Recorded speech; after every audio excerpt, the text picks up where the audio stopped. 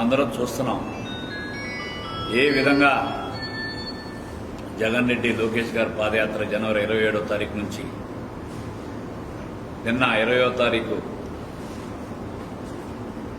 గొప్ప ప్రజా సదస్సు వరకు కూడా ఏ విధంగా ఆటంకాలు సృష్టించారో మనందరికీ తెలిసిన విషయమే. మైకులు లాక్కున్నారు, బళ్ళు లాక్కున్నారు, వాలంటీర్లను అరెస్ట్ చేశారు, కార్యకర్తల మీద రాళ్లు రువ్వారు, చాలా చోట్ల టెంప్ చేసి గొడవలకు సిద్ధపడి ఎట్లా ఏ విధంగా ఈ యాత్రని ఆపాలా అని చెప్పి ఈ జగన్ రెడ్డి ఎన్ని కుతంత్రాలు పడినా ప్రజలు లోకేష్ గారు చేసే పాదయాత్రను చూసి అన్ని వర్గాల వాళ్ళు, అన్ని ప్రాంతాల వాళ్ళు మద్దతు పలికి దాన్ని విజయాత్ర చేయడం జరిగింది. ఈ యొక్క యువగలం విజయాత్రలో భాగంగా జనసేన సైనికులు కానీ, అట్లాగే గౌరవనీయులు పవన్ కళ్యాణ్ గారు కానీ వీళ్ళందరూ కూడా మద్దతులు పలకటం, వాళ్ళందరూ కూడా మేము చేతులు జోడించి నమస్కారాలు తెలియజేస్తున్నాం. ముఖ్యంగా పవన్ కళ్యాణ్ గారికి బేషరతుగా ఆయన ఈ రాష్ట్ర క్లిష్ట సమయంలో ఏం చేయాలి, ఏ విధంగా చేస్తే రాష్ట్రం మళ్ళీ గాడిలో పడుతుంది, ఒక అనుభవం ఉన్న పరిపాలన నాయకుడు చంద్రబాబు గారు నాయుడు అయితేనే మళ్ళీ దీన్ని గాడిలో పెట్టగలనని చెప్పి ఆయన అక్రమంగా మా నాయకుడిని అరెస్ట్ చేసే రోజున జైలుకి వెళ్ళి బాబు గారు కలిసి బయటికి రాగానే ఈ నిర్ణయం తీసుకుంటాం. వారికి నా శిరస వంచి నమస్కారాలు తెలియజేస్తాను. ఎందుకంటే ఇది రాష్ట్రం యొక్క భవిష్యత్తు, రాష్ట్రంలో ఉన్న ప్రజానికానికి ఉన్న భవిష్యత్తు.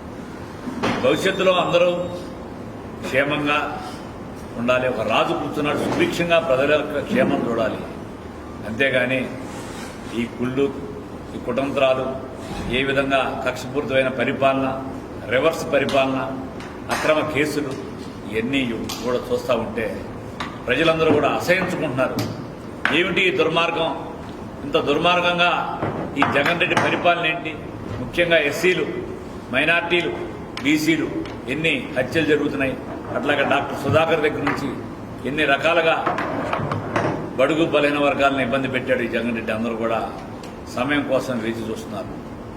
నిన్న విశాఖపట్నంలో జరిగిన బహిరంగ సభకు విచ్చేసిన లక్షలాది మంది జనాన్ని చూసి జగన్ రెడ్డి ప్యాలెస్ పేటలు బారింది.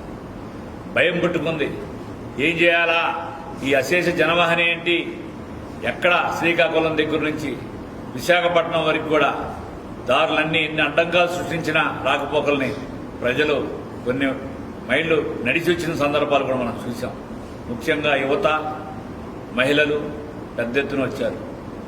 లోకేష్ గారి పాదయాత్ర వలన యువతకు కానీ మహిళలకు కానీ ఒక దిశ ఆయన సూచించడం, కొన్ని వర్గాల మీటింగ్లు ఏర్పాటు చేయటం, ఆయన ఏ విధంగా రేపు జనసేన తెలుగుదేశం ప్రభుత్వం ఏర్పడితే ఏ విధంగా మనం అభివృద్ధి చేస్తాం, ఈ అభివృద్ధి ఏ విధంగా పేదవాడికి ఉపయోగపడుతుంది, యువతకు ఏ విధంగా భవిష్యత్తు ఉంటుందన్నది ఆయన క్లియర్గా సంకల్పించి మేనిఫెస్టో లాగా రిలీజ్ చేసి ప్రతి చోట చెప్పడం జరిగిన విషయం మనందరికీ తెలిసిన విషయమే.